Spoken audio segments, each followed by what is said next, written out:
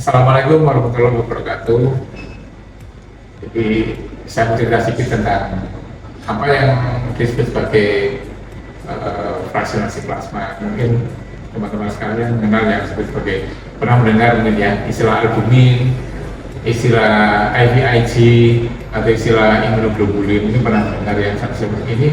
Albumin, IVIG itu merupakan salah dua contoh dari apa yang disebut sebagai produk obat fraksionasi plasma. Maksudnya apa? Maksudnya adalah obat-obat yang tidak masuk kriteria obat. Jadi obat-obat yang merupakan hasil pengolahan plasma manusia. Makanya namanya fraksionasi, karena diambil fraksi-fraksinya.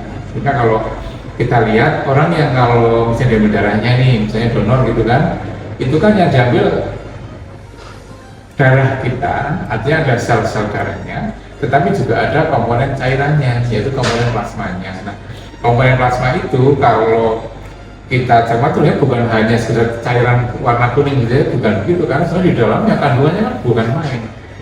Mungkin ratusan bahkan ribuan substansi ya menurut saya, dan bahkan itu kan lebih banyak lagi substansi yang kita belum ketahui juga.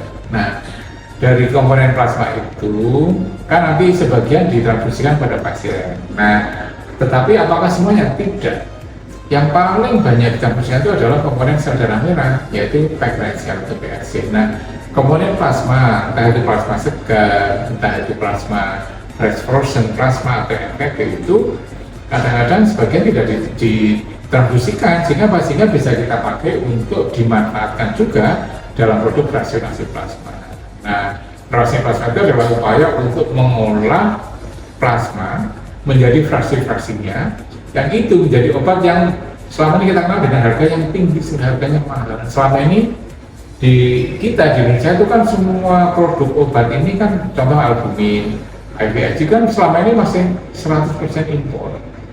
Oleh karena kita tergantung luar penuh ya, nah, makanya sekarang pemerintah kan menggalangkan atau mengedepankan supaya produk-produk seperti ini ya kalau bisa diproduksi dalam negeri juga, sehingga harapan kita ya memang nanti ke depan tidak terlalu lama pemerintah juga memperlakukan ini sebagai produksi dalam negeri. Maksudnya apa? Maksudnya bahwa produk olahan tadi misalnya albumin, IVIG itu kan diproduksi dari plasma, kan kita produksi plasma nasional juga besar sekali, sehingga kalau misalnya target setahun sekian ratus ribu liter misalnya bisa lah Indonesia. Nah, kalau itu bisa dilakukan, maka pada saatnya itu plasma yang internal dari dalam negeri kita sendiri pun akan mestinya bisa diolah menjadi fraksi-fraksinya, termasuk menjadi albumin, menjadi IVIG, menjadi faktor pembekuan dan lain sebagainya, cukup banyak produknya. Nah, produk-produk itu kan yang nantinya juga dimanfaatkan atau digunakan dan juga selalu dibutuhkan oleh pasien-pasien kita di Indonesia.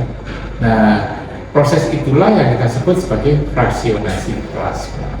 Sederhana, tetapi prosesnya tidak akan sederhana. Karena apa? Karena proses menggunakan teknologi biologi yang biotech yang cukup tinggi dengan mengedepankan aspek-aspek keamanan yang sangat tinggi. Kenapa ya? Karena kita harus menjaga risiko supaya ini tidak sampai menjadikan agen penyebaran penyakit misalnya kepada pasien yang butuhkan. Kita bisa bayangkan, karena untuk pengolahan plasma butuh plasmanya bukan lagi ukuran sekian puluh liter, ratusan ribu liter yang diolah, dan itu menjadi produk yang eksklusif. Selama ini kita masih impor, harapannya ke depan kita juga bisa produksi secara internal di dalam negeri. Itulah yang kita sebut gambaran umumnya ya, yang kita sebut sebagai plasma fraksionasi. Jadi prinsipnya adalah plasma yang dipakai apa? Ya plasma dari donor juga, plasma manusia, cuma diolah menjadi fraksi-fraksinya, menjadi komponen-komponen atau bagian-bagian kecilnya yang kita tidak lihat secara kasat mata, dan menjadi produk obat dari plasma. Itu dulu ya teman-teman, terima kasih. Assalamualaikum warahmatullahi wabarakatuh.